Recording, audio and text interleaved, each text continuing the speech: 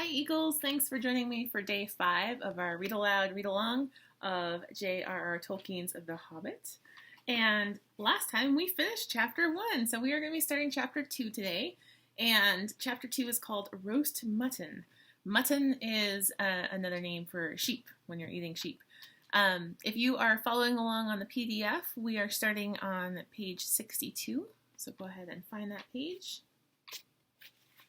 Chapter 2, Roast Mutton. Up jumped Bilbo, and putting on his dressing gown, went into the dining room. There he saw nobody but all the signs of a large and hurried breakfast. There was a fearful mess in the room, and piles of unwashed crocks in the kitchen. Nearly every pot and pan he possessed seemed to have been used. The washing up was so dismally real that Bilbo was forced to believe the party of the night before had not been part of his bad dreams, as he had rather hoped. Indeed, he was really relieved after all to think that they had all gone on without him, and without bothering to wake him up. But never with a thank you, he thought, and yet in a way he could not help feeling just a trifle disappointed. The feeling surprised him. "Don't be a fool, Bilbo Baggins," he said to himself. "Thinking of dragons and all of that outlandish nonsense at your age?" So instead he put on an apron, lit fires, boiled water, and washed up.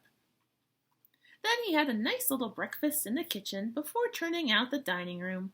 By that time the sun was shining and the front door was open, letting in a warm spring breeze. Bilbo began to whistle loudly and to forget about the night before. In fact, he was just sitting down to a nice little second breakfast in the dining room by the open window when in walked Gandalf. "My dear fellow," said he, "whenever are you going to come? What about an early start? And here you are having breakfast, or whatever you call it, at 10:30. They left you the message because they could not wait." "What message?" said poor Mr. Baggins, all in a fluster. "Great elephants," said Gandalf. "You are not at all yourself this morning. You have never dusted the mantelpiece." "What's that got to do with it? I have had enough to do this morning, with washing up for 14. "Well, if you had dusted the mantelpiece, you would have found this just under the clock." And Gandalf handed Bilbo a note, which was written, of course, on his own notepaper. This is what he read. "Thorn and Company, to Burglar Bilbo greeting. For your hospitality, our sincerest thanks, and for your offer of professional assistance, our grateful acceptance. Terms, cash on delivery, up to and not exceeding 1/14 of total profits, if any. All traveling expenses guaranteed in any event. Funeral expenses to be defrayed by us or our representatives, if occasion arises and the matter is not otherwise arranged for. Thinking it unnecessary to disturb your esteemed repose, we have proceeded in advance to make the requisite preparations, and shall await your respected person at the Green Dragon Inn, Bywater, at 11 a.m. sharp. Trusting that you will be punctual, we have the honor to remain yours deeply, Thorn and Company." "That leaves you just 10 minutes. You will have to run," said Gandalf. "But," said Bilbo, "no time for that either. Off you go." To the end of his days, Bilbo could never remember how he forced himself outside without a hat, a walking stick, or any money, or anything that he usually took when he went out, leaving his second breakfast half finished and quite unwashed up, pushing his keys into Gandalf's hands, and running as fast as his furry feet could carry him down the lane, past the great mill, across the water, and then on for a mile or more. Very puffed he was when he got to Bywater just on the stroke of 11, and found that he had come without a pocket-handkerchief. "Bravo!" said Balin, who was standing at the inn door looking out for him. Just then all the others came round the corner of the road from the village. They were on ponies, and each pony was slung about with all kinds of packages, baggages, parcels, and paraphernalia. There was a very small pony, apparently for Bilbo. "Up you two get, and off we go," said Thorin. "I'm awfully sorry," said Bilbo, "but I have come without my hat, and I have left my pocket-handkerchief behind, and haven't got any money. I didn't get your note until 10:45, to be precise." "Don't be precise," said Waylon. "And don't worry, you will have to manage without pocket handkerchiefs. and a good many other things, before you get to the journey's end. As for a hat, I have got a spare hood and cloak in my luggage."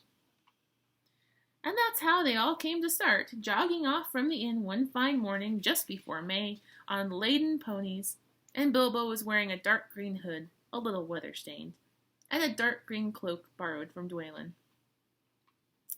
They were too large for him, and he looked rather comic. What his father Bungo would have thought of him, I daren't think. His only comfort was that he couldn't be mistaken for a dwarf, as he had no beard. They had not been riding very long, when up came Gandalf very splendid on a white horse. He had brought a lot of pocket handkerchiefs, and Bilbo's pipe and tobacco. So after that, the party went along very merrily, and they told stories or sang songs as they rode forward all day, except of course when they stopped for meals. These didn't come quite as often as Bilbo would have liked them, but he still began to feel that adventures were not so bad after all. At first, they had passed through Hobbit lands, a wide, respectable country inhabited by decent folk, with good roads, an inn or two, and now and then a dwarf or a farmer ambling by on business. Then they came to lands where people spoke strangely and sang songs Bilbo had never heard before. Now they had gone on far into the lone lands, where there were no people left, no inns, and the roads grew steadily worse. Not far ahead were dreary hills rising higher and higher, dark with trees. On some of them were old castles with an evil look, as if they had been built by wicked people. Everything seemed gloomy, for the weather that day had taken a nasty turn. Mostly it had been as good as May can be, even in merry tales, but now it was cold and wet. In the lone lands they had been obliged to camp when they could, but at least it had been dry. "To think it will soon be June," grumbled Bilbo as he splashed along behind the others in a very muddy track. It was after tea time, it was pouring with rain, and had been all day. His hood was dripping into his eyes, his cloak was full of water, the pony was tired and stumbled on stones. The others were too grumpy to talk. "And I'm sure the rain has got into the dry clothes and into the food bags," thought Bilbo. "Bother burgling and everything to do with it. I wish I was at home in my nice hole by the fire, with the kettle just beginning to sing." And it was not the last time he wished that. Still the dwarves jogged on, never turning round or taking any notice of the hobbit. Somewhere behind the gray clouds the sun must have gone down, for it began to get dark as they went down into a deep valley with a river at the bottom. Wind got up and willows along its banks bent and sighed. Fortunately, the road went over an ancient stone bridge, for the river, swollen with the rains, came rushing down from the hills and the mountains in the north. It was nearly night when they had crossed over. The wind broke up the gray clouds, and a wandering moon appeared above the hills between the flying rags. Then they stopped, and Thorin muttered something about supper and, "Where shall we get a dry patch to sleep on?" Not until then did they notice that Gandalf was missing. So far he had come all the way with them, never saying if he was in the adventure or merely keeping them company for a while. He had eaten most, talked most, and laughed most. But now he simply was not there at all. "Just when a wizard would have been most useful, too," groaned Dori and Nori, who shared the hobbit's view about regular meals, plenty and often. They decided in the end that they would have to camp where they were. They moved to a clump of trees, and though it was drier under them, the wind shook the rain off the leaves, and the drip, drip, drip was most annoying. Also, the mischief seemed to have gotten into the fire. Dwarves can make a fire out of almost anywhere, out of almost anything, wind or no wind, but they could not do it that night. Not even Owen and Gloin, who were especially good at it. Then one of the ponies took fright at nothing and bolted. He got into the river before they could catch him, and before they could get him out again, Keely and Feely were nearly drowned, and all of the baggage that he carried was washed away off of him. Of course, it was mostly food, and there was mighty little left for supper and less for breakfast. There they all sat glum and wet and muttering, while Owen and Gloin went on trying to light the fire and quarreling about it. Bilbo was sadly reflecting that adventures are not all pony rides and May sunshine, when Balin, who was always their lookout man, said, "There's a light over there." There was a hill some way off with trees on it, pretty thick in parts. Out of the dark mass of the trees they could now see a light shining, a reddish, comfortable-looking light, as it might be a fire or torches twinkling. When they had looked at it for some while, they fell to arguing. Some said, "No," and some said, "Yeah."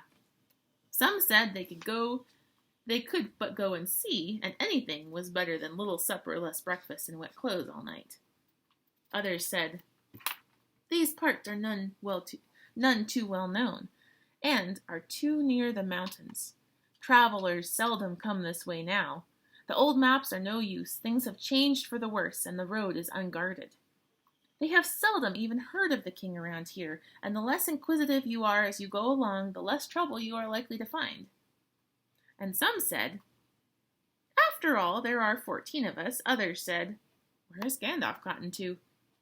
And this remark was repeated by everyone. Then the rain began to pour down worse than ever, and Owen and Gloin began to fight. That settled it. "After all, we have got a burglar with us," they said, and so they made off, leading their ponies, with all due and proper caution, in the direction of the light. They came to the hill and were soon in the wood. Up the hill they went, but there was no proper path to be seen, such as might lead to a house or a farm, and do what they could, they made a deal of wrestling and cracking and creaking, and a good deal of grumbling and dratting, as they went through the trees in the pitch dark. Suddenly, the red light shone out very bright through the tree trunks, not far ahead. We're going to stop there. Not quite a cliffhanger, but pretty good. So if you are reading along with us or just listening along with us, if you would like to go and help build the character trait chart that we're putting together in our Google Classroom, that would be great. Just go to the Read Aloud, Read Along assignment, and then under that section is the Google Doc that we can all add to. So you can go ahead and just add your character traits that you've noticed for Bilbo Baggins, for Gandalf, and for Thorin Oakenshield. And so we'll just, as we go through the story, we'll just keep adding until we get a really good picture of what those characters are like. So thank you again for joining me for our Read Aloud, Read Along, and I will see you tomorrow. Bye.